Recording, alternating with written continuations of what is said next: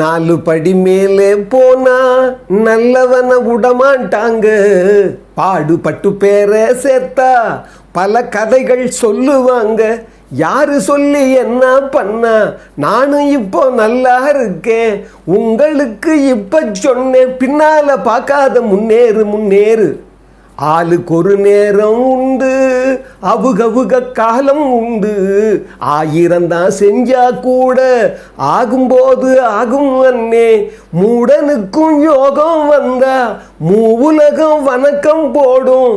நம்பிக்கைய மனசுல வச்சு பின்னால பார்க்காத முன்னேறு முன்னேறு. நாட்டுக்குள்ள எனக்கு ஒரு ஊருண்டு, ஊருக்குள்ள எனக்கு ஒரு பேருண்டு. என்னை பத்தி 1000 பேரு என்னென்ன சொன்னாங்க, இப்ப என்ன செய்வாங்க. அற்புதமானவர்களே, கவியரசர் கண்ணதாசன் ஐயாவுடைய சிந்தனையோடு தான் இந்த பதிவை துவக்கிறேன். கடந்த மே 4ஆம் தேதி ஒரு அன்னைக்கு ஈவினிங்குள்ளே நமக்கெல்லாம் முடிவு தெரிஞ்சு போச்சு. ஒரு புதிய அரசாங்கம், மக்களின் அரசாங்கம், ஒரு மகோன்னதமான ஜனநாயகம்.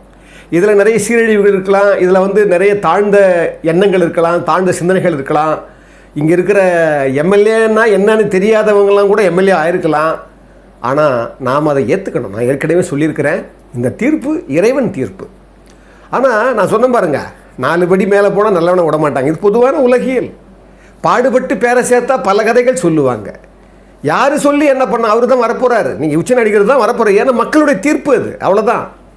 அதில் ஆனால் அவருக்கும் இது வேணும். ஏன்னா பதவி என்பது சேவை செய்வதற்கு ஒரு வாய்ப்பு தான். ஒரு சாதாரண ஒரு பஞ்சாயத்து போர்டு எலெக்ஷனில் ஜெயிக்கிறவங்களுக்கு கூட அந்த அதிகாரம், மக்களோடு கொடுக்குற அந்த அதிகாரம் இருக்கே, அந்த பூரிப்பு இருக்கே, அது சாதாரணமானதில்லை, சாமானியமானதில்லை.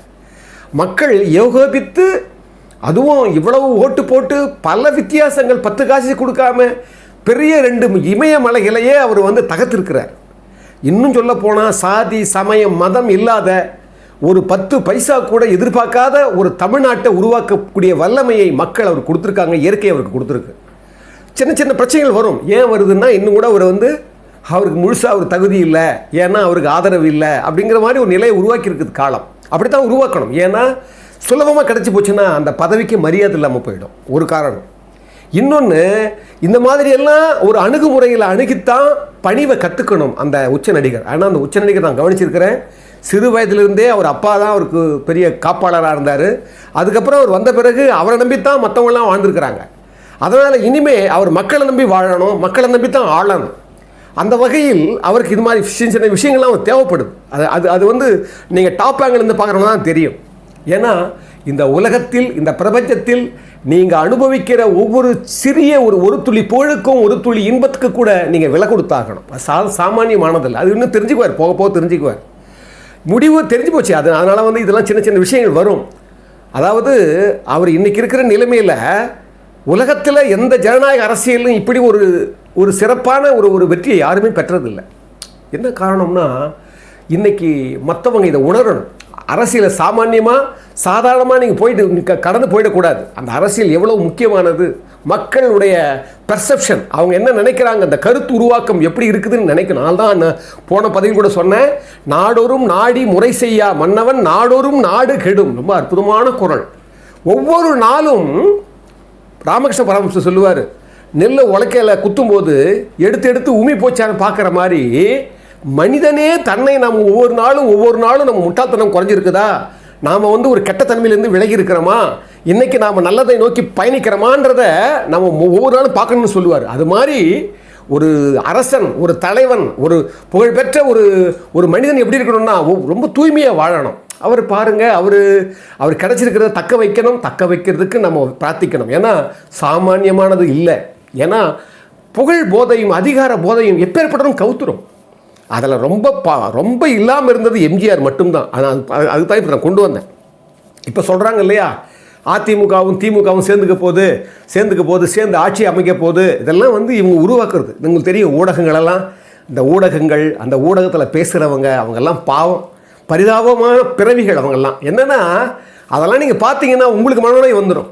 அவங்கவுங்க இஷ்டத்துக்கு அவங்க நினச்சதை அவங்க சொல்லிகிட்டே இருக்கிறாங்க. அதை பார்க்கறதுக்கு ஒரு கூட்டம், வேறு ஒன்றும் பண்ண முடியாது. ஏன்னா ஒருத்தர் கூட நடுநிலையிலிருந்து சமநிலையிலிருந்து பேசலை. என்ன சொல்கிறேன், நடந்து போச்சு, யாராலும் யூகிக்க முடியல, வந்துட்டாங்க. வந்துட்ட பிறகும் அவங்களுடைய காழ்ப்பு பாருங்கள். ஒருத்தர் வந்து மன்ராஜன் ஒருத்தர், அப்புறம் வந்து பார்த்திங்கன்னா என்னது ஒருத்தர் ரவீந்திரன் மறைசாமியா ஏதோ ஒரு பேர் அவர் பார்த்திங்கன்னா என்ன அவங்களாம் பார்த்திங்கன்னா அவ்வளவு மோசமாக இருந்தது அவங்களுடைய அந்த அந்த வெளிப்பாடு. ஏன்னா நாம் எங்கே இருக்கிறோம், எதை நோக்கி பயணிக்கிறோம், யாருக்காக வாழறோம், யாருக்காக பண்ணுறோம்னு யாருக்குமே புரியலை. மக்கள் என்ன நினைப்பாங்கன்றத தனி மனிதனா, ஒரு சமூகத்தில் இருக்கிறவனா, ஒரு அரசியல் இருக்கிறவனா, ஒரு ஆட்சியில் இருக்கிறவனா எல்லாருக்கும் அதை யோசிக்கணும். மக்களுடைய உணர்வை, அதுவும் ஆட்சியில் வர்றவங்கெல்லாம் ஒவ்வொரு நாளும் மக்கள் என்ன நினைப்பாங்க. அரசியல் இருக்கிறவங்கெல்லாம் அரசியல் யாரை சார்ந்து இருக்குது, மக்களை சார்ந்து இருக்குது. ஆட்சியை நோக்கி தான் அந்த அரசியல் நடத்துகிறீங்க. அப்போ அந்த குணநலன், உங்களுடைய பொது பண்பு, இதெல்லாம் வந்து மக்கள் என்ன நினைப்பாங்கன்னு நினைக்கணும். கடந்த 5 வருடமாக கண்மூடித்தனமாக காட்டுத்தனமாக இந்த திமுக ஆட்சி இருந்ததால் தான் இன்றைக்கி வந்து ஒரு உச்ச நடிகர் நான் வந்து தீருவேன்ற ஒரு வேட்கைக்கும் ஒரு தாகத்துக்கும் ஒரு இடத்த கொடுத்தது அவங்க தான். அதை போலவே எதிர்கட்சியாக செயல்பட வேண்டிய ஒரு முக்கியமானவர் கட்சியை பலப்படுத்தாமல், கட்சிக்குள்ள ஸ்திரத்தன்மையை உருவாக்காமல், இவங்களுக்கு ஆல்டர்னேட்டிவ் நாங்கள் தான் இருக்கிறோன்றதை வெளிப்படுத்த தவறியதால் இன்றைக்கி உச்சநீதிமன்றம் வந்துட்டார். அந்த வகையில் இன்றைக்கி இந்த பதிவை நான் தொடங்கினேன் அப்படின்னா முக்கியமான ஒரே ஒரு கூறு தான். நிறைய பேர் அதிமுகவும் திமுகவும் சேர்ந்து ஆட்சி அமைக்க முடியவே முடியாது, அது வராது, அவங்களுக்கும் தெரியாது. சும்மா இதெல்லாம் வந்து ஒரு ஒரு பிரபகண்டான்னு சொல்லுவோம் இல்லை, ஒரு பிரச்சாரத்தன்மை தான் இது. இதெல்லாம் அதை பற்றி நீங்கள் நம்பாதீங்க. இவர் தான் வரப்போகிறாரு, உட்காருவார், அது சரி நாளைக்கு இன்னைக்கு கூட முடிஞ்சிடும், விட்டுருங்க, அது முக்கியம் இல்லை. ஆனால் இவங்க சொல்கிறாங்க பாருங்கள், அதிமுக திமுக சேர்ந்தது எம்ஜிஆருக்கே, புரட்சித் தலைவர் எம்ஜிஆருக்கே அந்த 2 திராவிட கட்சிகளும் இணையணும்ன்ற எண்ணம் இருந்ததாக நான் 2 இடத்துல நான் அவருடைய வாழ்வியலில் படிச்சிருக்கேன். ஒரு வாழ்வியலில் திரு சோலை அவர்கள், எம்ஜிஆருடனே இருந்தவர், எழுத்தாளர், அவர் கூடவே இருந்தவர், நடந்ததெல்லாம் பதிவு பண்ணியிருக்கிறாரு. திரு வீரமணி இருக்கார் பாருங்கள், கி வீரமணி, அவரை பற்றிய ஒரு தொகுப்பில் எழுதும்போது ஒரு கட்டுரை எழுதியிருக்கிறார், ஒரு மிகச்சிறந்த கட்டுரை அது.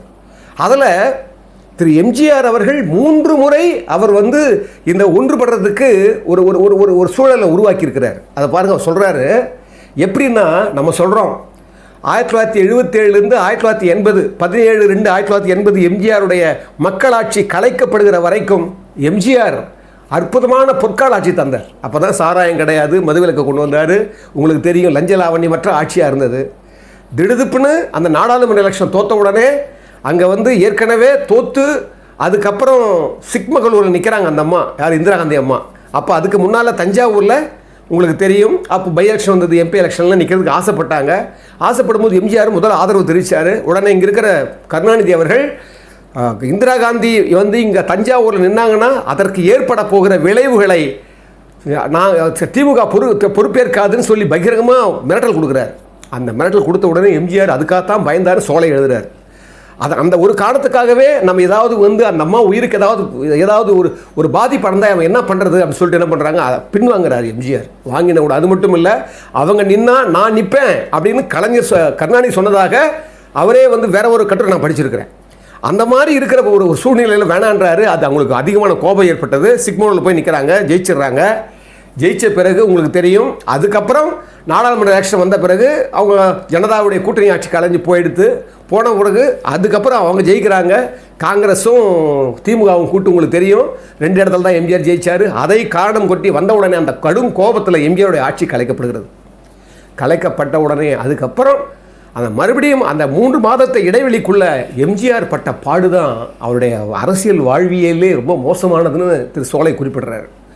என்ன அவ்வளோ கடுமையாக பாதிக்கப்பட்டார் எம்ஜிஆர். பொருளாதாரம் இல்லை, ஏன்னா நேர்மையான ஆட்சியும் நியாயமான ஆட்சியும் நீதி தவறாத ஆட்சியும் பண்ணதால் 10 காசு அவர் அந்த காலத்தில் இல்லை. ஏற்கனவே நான் சொல்லியிருக்கேன், சத்யா ஸ்டுடியோலாம் கூட அதை வச்சு தான் அந்த எலெக்ஷன் சந்திச்சாருன்னு சொல்லி, அதை பற்றி சிந்தித்தேன்ல கவிரஸ் கண்ணாசனோடு எழுதியிருக்கிறாரு.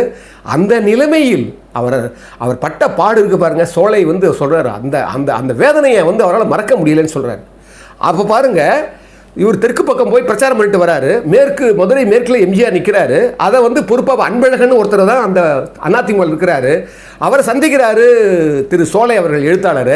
எம்ஜிஆர் என்ன பண்ணுறாரு, தெற்கு பக்கம் பிரச்சாரத்தை முடிச்சுட்டு சோலையை கூப்பிட்டு வரும்போதே சொல்கிறாரு, இப்போ பாரு சோலை, நம்மளை வச்சுக்கிட்டு திமுக அழிக்க நினச்சாங்க, இப்போ திமுக வச்சுக்கிட்டு நம்மளை அழிக்க நினைக்க. ஏன்னா திமுகவும் இந்திரா காங்கிரஸும் கூட்டு வச்சு தான் அந்த 1980 சட்டமன்ற தேர்தல் மறுபடியும் எம்ஜிஆர் கலைக்கப்பட்டு வந்தாங்க பாருங்கள், சந்திக்கிறாங்க. அப்போ அந்த எம்ஜிஆருக்கு அந்த உணர்வு இருந்தது. தன்னுடைய ஆட்சி கலைக்கப்பட்டது மட்டும் இல்லை, அந்த கலைக்கப்பட்ட உடனே அவர் பட்ட பாடுகள் அவர் சொல்கிறாராம். அப்போ இப்போ நினைக்கிறாங்களா, அப்போ இதுக்கு ஒரு முடிவு எடுத்தாகணும் அப்படின்னு சொல்லிட்டு என்ன பண்ணாராம், சோலை நீங்கள் என்ன பண்ணுற, எம்ஜிஆர் மறுபடியும் 2ஆம் முறை பதவியேற்பதற்கு 3 நாட்களுக்கு முன்னால் சோலை அழைக்கப்படுகிறார். சோலை நீங்கள் என்ன பண்ணுறீங்க, போயிட்டு நீங்கள் கருணாநிதி சந்திக்கிறீங்க அப்படின்னாராம். இப்போ எதுக்குன்னு கேட்டாராம் சோலை. இல்லை, இது நாம் தோல்வி நிலையில் இல்லை, வெற்றியினுடைய நிலை. அதான் எப்போ ஜெயித்த பிறகு, 2ஆம் முறை ஜெயித்த பிறகு. ஏன்னா ஏற்கனவே சொன்ன ஞாபகம் இல்லையா, அவர் ஞாபகமே இல்லையா முதலே சொன்னது. நீ போய் பாருங்கன்னு சொன்ன உடனே இல்லை என் மேலே இதுக்கு சரியான ஆள் நான் கிடையாது, ஏற்கனவே என் மேலே ஒரு கோபம் இருக்குது கருணாநிதிக்கு அவர்களுக்கு, அதனால் இது வீரமணி தான் சரியான ஆள்னு சொல்லி இவர் வீரமணி அவர்களை போய் திரு சோலை சந்திக்கிறாரு. சந்தித்து அதை கேள்விப்பட்ட உடனே உண்மையானு கேட்குறாரு. அங்கிருந்து தொலைபேசியில் பேச வைக்கிறாரு. பேச வச்சுட்டு மறுநாள் காலையில் டிஃபனுக்கு கூப்பிடுறாரு யார், திரு எம்ஜிஆர் அவர்கள். அதை போலவே மறுநாள் காலையில் திரு சோலை அவர்களும் திரு கி வீரமணி அவர்களும் எப்போ மறுநாள் ராமவரம் தோட்டத்துக்கு போகிறாங்க. ராமவரம் தோட்டத்துக்கு போனால் இன்டர்காமில் எம்ஜிஆர் கூப்பிட்றாரு. பேசி நீங்கள் டிஃபன் சாப்பிட்டுக்கு நான் வந்துடுறேன்னு சொல்கிறாரு. கீழே வராரு. கீழே வந்தால் டைனிங் ஹாலில் திரு பண்டூட்டி ராமச்சந்திரன் இன்றைக்கி இருக்கிற பாருங்க, அவரும் மதுரை முத்தனே அப்படியே குறிப்பிடுறாரு. 2 பேரும் முத்தன் 2 பேரும் வந்தாங்க. திடீர்னு வந்த உடனே இவங்க பார்த்த உடனே ஷாக் ஆகிட்டாங்க. ஏன்னா கி வீரமணி அவங்க எதிர்பார்க்காத போது எம்ஜிஆர் என்ன பண்ணார், வரவேற்பறையிலேயே அவங்கள பேசி அமுச்சு விட்டுட்டாரு. ஏன்னா அன்றைக்கி நிகழ்ச்சி நிரலில் அவங்க கிடையாது, வருவாங்கன்னு யாருமே கிடையாது.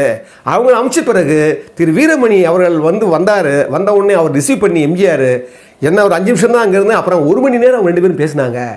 பேசின பிறகு வீரமணியால் நம்பவே முடியலை, எம்ஜிஆர் இப்படி ஒரு எண்ணம் வச்சுருக்கிறது. எப்போ 2ஆம் முறை ஜெயித்த பிறகு கூட, 2ஆம் முறை ஜெயிச்சு அவர் சிஎம்மாக வரக்கூடிய சூழ்நிலையில் கூட அவர் பாருங்கள் அந்த சேர்க்கணும்னு நினச்சார். ஏன்னா இந்திரா காங்கிரஸ் கலைத்த பிறகு அவர் பட்ட அந்த 3 மாத இடைவெளியில் பட்ட பாடுகளும் அவர் பட்ட அந்த ரணங்கள் இருக்குது பாருங்கள், அவ்வளோ கொடுமையானது. உடனே அவர் என்ன பண்ணுறாரு, வீரமணி என்ன சொல்கிறார், வெளி சரி நான் பார்த்துக்கிறேன், நான் பேசிக்கிறேன்னு சொன்ன உடனே அவர் சொன்னாராம், இது எம்ஜிஆர் சொன்ன விஷயத்தை வீரமணி சொல்கிறாராம் சோலைக்கிட்ட. அப்போ சோலை சொன்னாராம், இது நீங்கள் கலைஞர்கிட்ட நான் சோலை இருக்கேன்னு சொல்லாதீங்க அப்படின்னாராம்.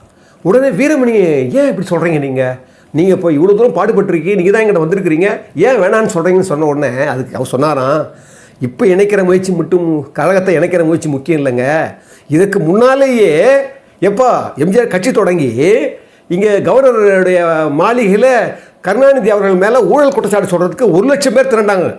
அந்த 1 லட்சம் பேர் திரண்டு ஊழல் பட்டியல் கொடுக்குற போது அதுக்கப்புறம் 1 மாதத்துக்குள்ளே குடியரசுத் தலைவர் டெல்லியில் பார்த்து அங்கேயும் ஊழல் பட்டியல் கொடுக்குறாங்க.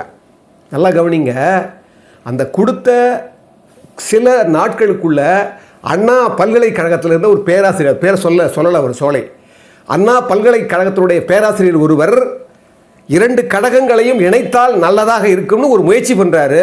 அதற்கு SD சோமசுந்தரம் அவர்களும் ஆதரவாக இருந்தார். 2 பேரும் ஒரு முடிவு எடுத்து வரும்போது என்னை கேட்டார், சோலை இந்த மாதிரி ஒரு நிலை வந்திருக்குதே, இது நீங்கள் என்ன நினைக்கிறீங்கன்னு சொன்ன உடனே அவர் சொன்னாராம், திரு சோலை அவர்கள், இப்போ தான் நீங்கள் ஊழல் பட்டியல் கொடுத்து ஒரு மாதம் ஆகுது, அதற்குள்ளே இந்த முயற்சி பண்ணிங்கன்னா உங்களுடைய புகழ் சித்திரம் பாதிக்கும்னு சொன்னாராம். நல்லா கவனிங்க, சோலை எழுதுறார், உங்கள் புகழ் சித்திரம் பாதிக்கணும்னு அதை அப்படியே விட்டு இதாவது இந்த முயற்சிக்கு முன்னாலேயே 1980க்கு முன்னாலேயே எம்ஜிஆர் கட்சி ஆரம்பித்த சில காலங்களுக்குள்ளே முதல் முயற்சி நடந்திருக்கு, 2வது முயற்சி. அதுக்கப்புறம்தான் 3வது முயற்சி திரு பிஜு பட்நாயக் அவர்கள் பார்த்தாரு. இது எம்ஜிஆருக்கு அந்த கோபம் இருந்துகிட்டே இருந்தது. எப்படி எனக்கு கலைச்ச கோபம் மட்டும் இல்லை, அதுக்காக நம்ம கஷ்டப்பட்ட கோபம் இருந்துகிட்டே இருந்தது. அதனால் அந்த கோபத்தை பயன்படுத்தி அவர் என்ன பண்ணார், பிஜு பட்நாயக்கு ஒரு நாள் இங்கே தலைமைச் செயலகத்துக்கு வராரு. அது சொல்கிறாரு சோலை அவர்கள், நான் திடீர்னு எனக்கு தலைமைச் செயலகம் அடிக்கடி போனது கிடையாது, என்னை கூப்பிட்டாரு திரு எம்ஜிஆர் அவர்கள், நான் போன உடனே இந்த மாதிரி ஒரு நிலை நடக்குது, இது என்ன பண்ணலான்னு சொன்ன உடனே, நீங்கள் ஏற்கனவே பண்ண முயற்சி தானே, இது உங்களுக்கு ஏற்றது தானே, நீங்கள் நடத்தலாம்னு சொன்ன உடனே, நல்லா கவனிங்க, ஏற்கனவே 1900 நான் சொன்ன பாருங்க, முடிச்சு போயிட்டு பண்டூட்டி அமைச்சர்லாம் பேசிட்டு போனான்னு சொன்னாங்க பாருங்க, அப்போ ஏற்கனவே வீரமணி அவர்கள் மாறி மாறி பண்ணியிருக்காங்க. அது எப்படி நிறைவேறாமல் போச்சுன்னா, உளவுத்துறை ஸ்மெல் பண்ணிடுச்சான். எப்போ அந்த 1980ல் உளவுத்துறை ஸ்மெல் பண்ணி எப்படியும் ஒன்று இந்திரா காங்கிரஸும் அதிமுகவும் எம்ஜிஆருடைய ஆட்சியும் இருக்கிற அதிமுகவும் கூட்டு வரணும், அப்படி இல்லைன்னா இந்த 2 பேரும் திமுகவும் அதிமுகவும் கூடாதுன்னு தெரியும். ஏதாவது ஒன்று தான் ஏதாவது ஒன்று நடக்கணும்னு சொல்லி என்ன பண்ணாங்களாம், அது நிறைவேறலை. இந்திரா காங்கிரஸ் அதிமுக கூட்டம்.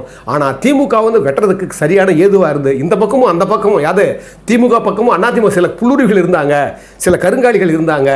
அவங்கெல்லாம் என்ன பண்ணாங்க, சேரக்கூடாதுன்னு முடிவு பண்ணிட்டாங்கன்னு சொல்லி அது உளவுத்துறை ஜெயிச்சதுன்னு சொல்லி சொல்கிறார். இங்கே பாருங்கள், பிஜு பட்டாங்க வந்துட்டார். வந்த உடனே எம்ஜிஆர் கேட்குறாரு சோலைக்கிட்ட, இது மாதிரி ஒரு விஷயம் நடக்குது, நீ என்ன சொல்கிற சோலைன்னு, இது யாரையும் இடையில விடாதீங்க, நீங்களும் கருணாநிதி அவர்கள் மட்டுமே சந்தித்து பேசுங்க, பிஜு பட்நாயக் அற்புதமான ஒரு பண்ணியிருக்காரு, நீங்கள் 2 பேர் மட்டுமே பேசுங்கன்னு சொல்லி 2 பேருமே பேச வச்சு அது நல்லா சொல்கிறாரு. கழகத்தினுடைய தலைவர் யார், ஆட்சியினுடைய தலைவர் யார், கழகத்தினுடைய கொடி என்ன, கழகத்தின் பேர் என்ன, இவ்வளவுமே முடிவாயிடுச்சான் அந்த அந்த அந்த அமர்வில். எல்லாம் பண்ணி நேரத்தில் தான் மறுபடியும் எப்படி முன்னால் வந்து மத்திய அரசாங்கத்தினுடைய உளவுத்துறை வந்து எப்படி வந்து தடுத்துச்சோ அதே போல் மறுபடியும் ஒரு உளவுத்துறை வந்து அந்த பணியை முடிச்சிடுச்சு அப்படின்னு சொல்லி 3 முறை இது அதிமுகவும் திமுகவும் இணையணும் அப்படிங்கிற ஒரு முயற்சி இருந்திருக்குது, நடந்திருக்குது. அது திரு சோலை அவர்கள் எம்ஜிஆர் உடனே ஒரு நிழல் போல இருந்தவர். அவர் தான் சோலை அவர்கள் தான் திரு ஜெயலலிதா அம்மாவை கூட அவங்க வந்து நிறைய அந்த அரசியல் எல்லா விஷயங்களும் வந்து கூடவே இருந்து பண்ணாருன்னு சொல்லி நீங்களா படிச்சிருப்பீங்க. ஏன் சொல்கிறேன்னா, இன்றைக்கி தான் வந்து திமுக அதிமுக சேர்ந்து போச்சு, அது எப்படி, ஆனால் மக்களுடைய விரோதம் தான் அது அப்படி பண்ணால். ஆனால் இன்றைக்கி என்ன பண்ணுறாங்க, இன்றைக்கி தீய ஆட்சின்னு சொல்லி திரு விஜய் அவர்கள் அவளை சொன்ன இப்போ பண்ணிட்டாரு. இப்போ அவங்க இருந்து 5 பேர் காங்கிரஸ் இங்கே வந்துட்டாங்க. இப்போ இந்திய கம்யூனிஸ்ட் கூட வந்துடுச்சு உள்ள. எப்படி இருந்தாலும் அவங்க தான் வந்து கொடுக்கணும். இப்போ என்ன ஆகுது, தீய ஆட்சின்னு சொல்லி ஒரு தீய கட்சின்னு சொல்லி எங்கே நீங்கள் சேர்ந்து இருந்தாங்களோ அவங்க கூட தான் பண்ணியாகணும். இதுதான் நான் சொல்லுவேன் முரண் சுவை. இது வாழ்வியலில் யாரையுமே விட்டு விலகி போகவும் முடியாது, ஒரேடியாக சேர்த்துக்கவும் முடியாது. ஏன்னா வாழ்க்கையுடைய போக்கை நம்மளால் சொன்னால் தான் நான் சொன்னேன், ஆளுக்கொரு நேரம் உண்டு, அவுகவுக காலம் உண்டு, 1000 தான் செஞ்சா கூட ஆகும்போது ஆகும் மண்ணே, மூடனுக்கும் யோகம் வந்தா உலகம் வணக்கம் போடுவார். அதனால் நான் மூடன் சொல்கிற அர்த்தம் இல்லை, எப்பேற்பட்டவர்களுக்கும் ஒரு நேரம் வந்ததுன்னா அவன் மூடனாக கருதப்பட்டாலும், மூடன் கிடையாது, மூடனாக கருதப்பட்டாலும் அவன் ஒரு நாள் அந்த உலகமும் அவனுக்கு வணக்கம் போடும், நம்பிக்கையை தான் முதல்ல வைக்கணும்னு சொல்லி முடிப்பார். இதை ஏன் நான் சொல்கிறேன்னா, இந்த அரசாங்கம் என்பது, அரசு என்பது ஆங்கிலத்தில் சாவரனிட்டின்னு சொல்லுவாங்க, இறைமை வாய்ந்தது. அதனால தான் அந்தணர் நூற்கும் அறத்திற்கும் ஆதியாய் நின்றது மன்னவன் கோள் அப்படின்வார். இதில் வைப்பார்,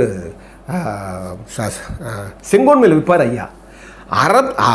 அந்தணர் நூற்கும் அப்படின்னா 2 அர்த்தம். அந்தணர் நூற்கும்னா அந்தணருடைய நூல் அப்படின்னா என்ன, அந்தணர் நூல் எது, வேதம். அந்த வேதம்னா என்ன, அறத்தின் அந்த அந்தணர் நூற்கும்னா அந்தணர் போற்றும்னு அர்த்தமும் இருக்குது. அதில் அறத்திற்கும் ஆதியாய் இருந்ததுன்னா அடிப்படையாக இருந்தது, அறத்திற்கு கூட அடிப்படையாக மன்னவன் கோள் அப்படிங்கிறார். இந்த உலகத்தில் மன்னவன் அதிகாரம் என்பதே நடுநிலை தவறாத ஒரு தராசை போன்றது. அதாவது அந்த அந்த அந்த அது நீதி நெறி தவறக்கூடாது. இதைத்தான் செங்கோன்மைன்னு வருது. அதுக்கு முன்னாலே கூட வைப்பார், இந்த உலகமெல்லாம் என்ன சொல்லுவார், இந்த உலகமெல்லாம் மழையை நம்பி இருக்குது, இந்த உயிர்களெல்லாம் மக்கள் எல்லாம் மன்னவனுடைய கோளை நம்பி. அதனால்தான்